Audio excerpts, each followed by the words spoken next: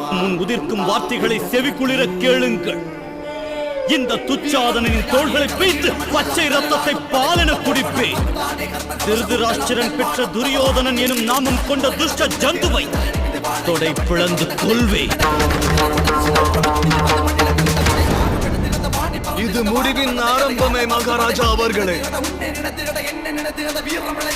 இந்த அரச சபையானது சூழ்ச்சிக்காரர்களை எம்மை சதியால் வெல்வது கண்டு, பாஞ்சாலி எனும் பேதையை தீயவர்கள் அவமதிப்பது கண்டு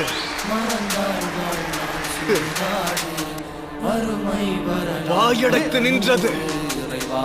அதற்கு பழி தீர்ப்போம். உறுதி கொண்ட நெஞ்சோடு சூளுரைக்கிறேன்.